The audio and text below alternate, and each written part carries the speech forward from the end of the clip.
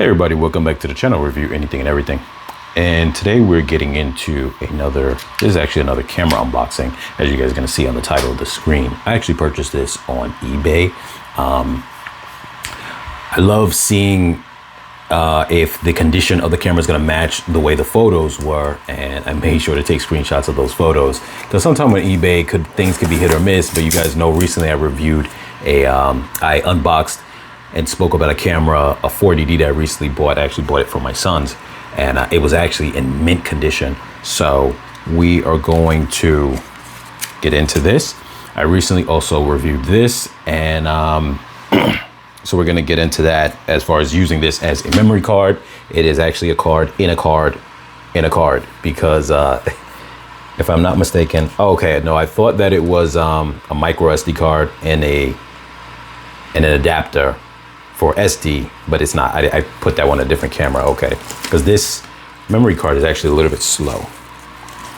Good enough for this though, what we're about to use for. So this right here is a 5D Mark II.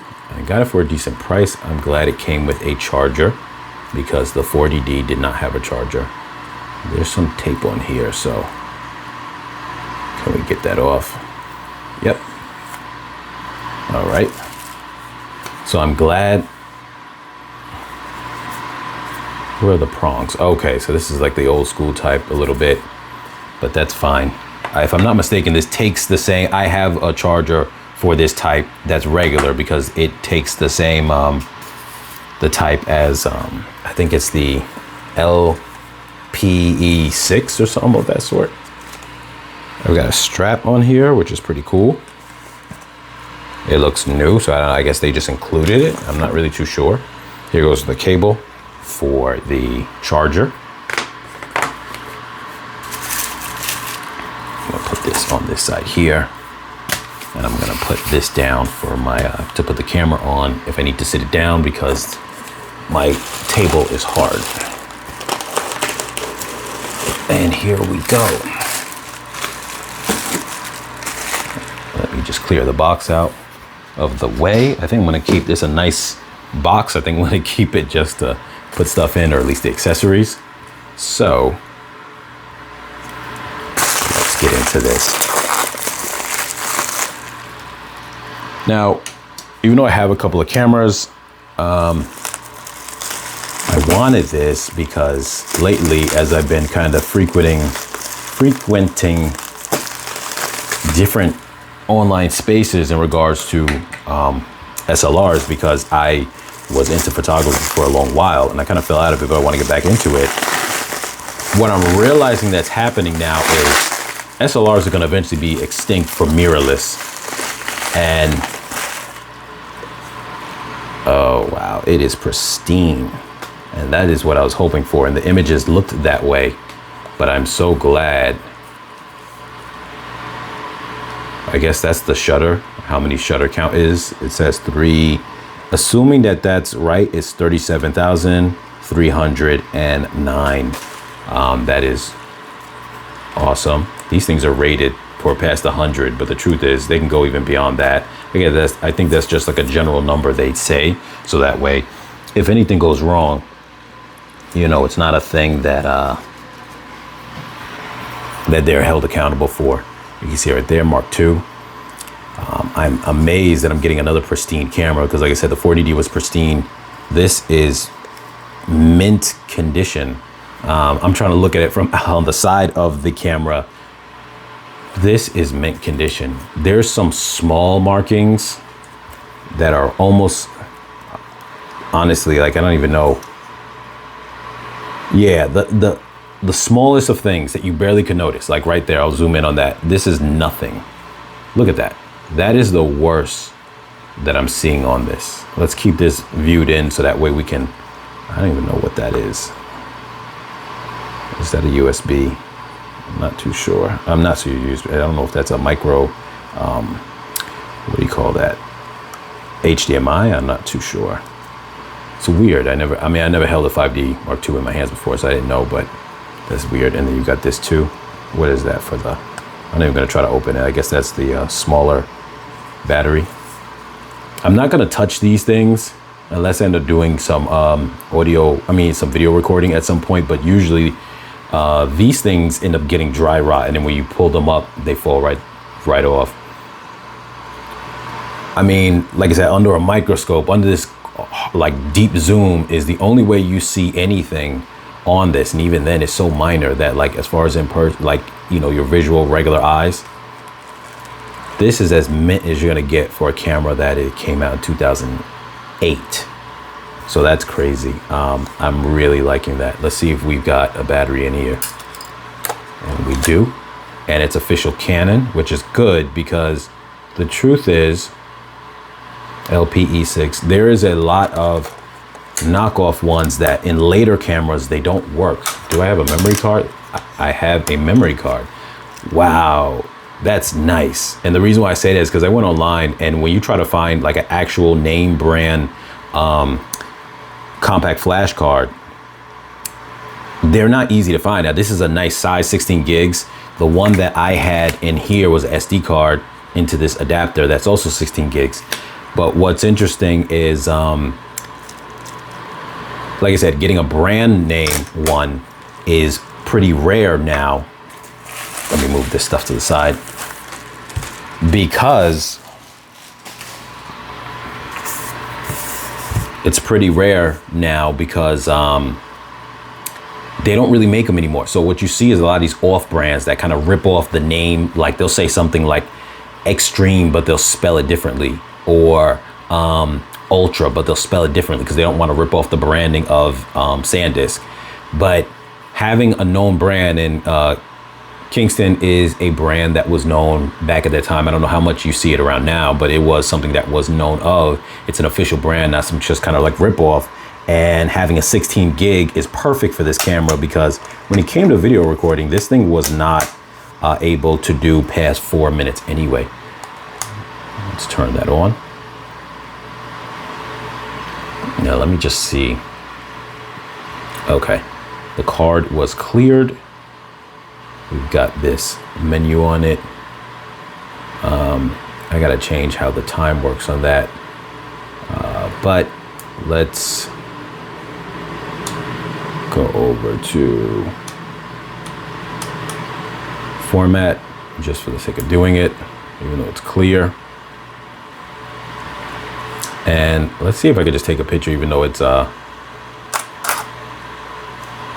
yeah, black. So it went through, even though it's, you know, nothing there, it went through. Matter of fact, I'm gonna go and grab let me go grab a lens. All right, we've got the newer Nifty 50. And I actually really like this lens. I got the older one, the 50 millimeter 1.82. That one I put on my 40D, well, my son's 40D. And then this one,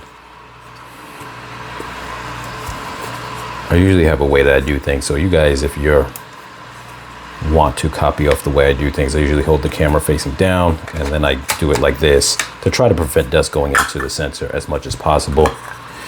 But as I was saying, so I bought this one at the time newer, and now you guys seen that I put on the channel that I had,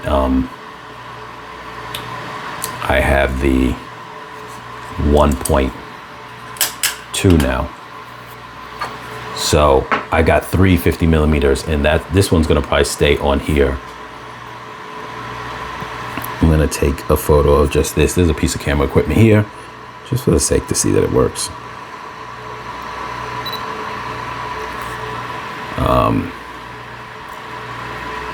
One shot. Okay, I'm in the wrong mode actually.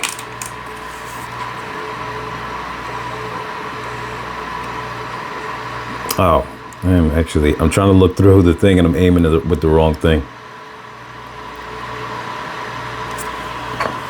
I think I might be too close for this. A nice click. And you know, another thing too about getting this, I was actually debating between getting this and getting the Mark 1. But the Mark 1 was just as expensive as this. And I know people say it's got a certain photo quality about it. And I don't know if this one actually has something similar or not, because people always keep saying different things. But what I will say is, That's weird. I thought there was more.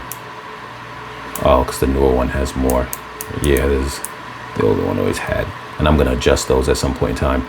But let me see if I could change the brightness of the screen.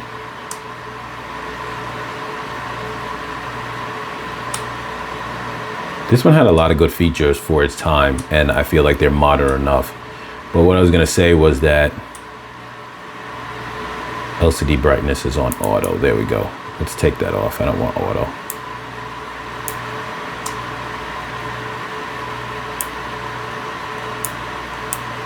That should be good. Okay. Because this thing was very dim. All right, that looks nice. I know I'm gonna love this camera. I know the sensor on it is so good, and I can't believe it's such a clean copy. So what I was gonna say is that I was kind of contemplating that, but then also there's a lot of drawbacks that come with the 5D if you're willing to put up with them. One, they said that the mirror gives issues sometime where it could end up needing to be replaced. Also finding a good mint condition copy, and I did come across one that was looked pretty mint condition from its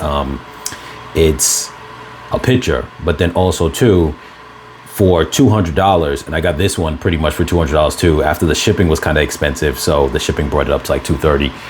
But for that camera to be pretty much the same price as this one, I'm like, for that, I think in the long haul I'll enjoy the creature comforts of the 5D Mark II, because I feel like when it comes to a lot of these older SLRs, digital SLRs, there's a midpoint in which, at least this doesn't apply to everybody, but at least for me, where once you cross a certain threshold, I'm fine with the features. I actually don't even like it going to that higher level. So case in point, I'm really cool with the, say I have an XSI, Rebel XSI, the 40D. I'm cool with those. I'm cool with all the features on those. I'm cool with the 3-inch screen, because the other ones older than that had smaller screens. The only thing I don't like about those is the screen clarity. The pixels weren't that good, so you can't really tell after you took the photo how clean it was, but nonetheless, you could still know that you got the image and it was relatively in focus.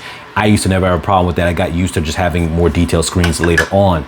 Now, having a 60D, which had the upgraded like million megapixel screen resolution, once you get to that, it's like 900 and something thousand or whatever. At that point, the clarity is enough that you can see the details in your photo. This had it, the 60D had it, the 50D had it, if I'm not mistaken, and everything up from that point. So that to me was good, and I'm fine with that. You guys may disagree with my next point, but some of the later cameras though, started having too many features, and I actually don't like that. My 6D Mark II, which I love, but one of the things I don't like on it, I'm not a fan of the autofocus. Not because it's bad. Yes, it is cramped all in the middle, so some people view that as bad, but I'm the type of person who just uses the sensor anyway. I like having just like 9 autofocus points. That's just me. Maybe the 19 of the 7D, the original 7D, that's cool too, but I don't really want a whole bunch of autofocus points. All these extra things in the menus. I know that all these other options, you don't have to use them. I don't even like them being there because it makes me feel like I'm missing out on using something that I could be using, but yet I don't want to use it. So sometimes I got to shut my brain off to that, like, okay, don't use these features. With this camera, and I got to see how many stuff is on the menu, but let's assume that it's no different than what was on the menu of the 60D and the 40D and whatnot. I'm fine with that. There's not a whole lot of options. It's just you get out there and shoot.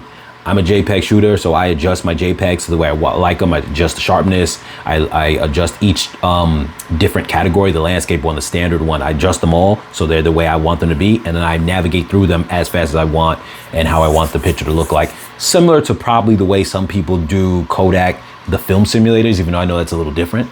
But anyway, you guys, I'm not gonna drag this on any longer. It is a crisp, clean edition or rendition of this 5D or copy of this 5D Mark II.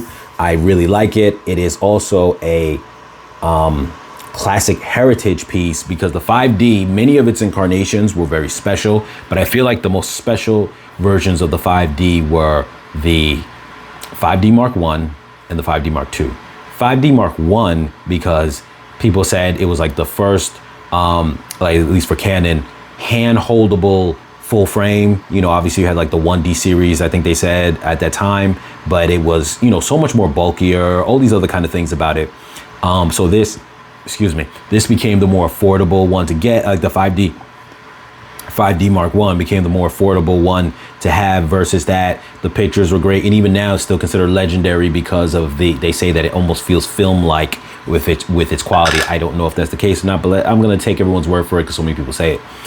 This one's legendary because it brought video to digital SLRs, and that was a big thing because it brought the idea of having 1080p, which was considered very high at the time. That was like the highest. You didn't really normally have 4K as a standard back then in 2008, but it gave that really good 1080p on a full frame sensor, which gave you good low light capabilities and shallow depth of field and a whole host of different lenses compared to those big bulky cameras that people are using. So it's definitely an iconic camera.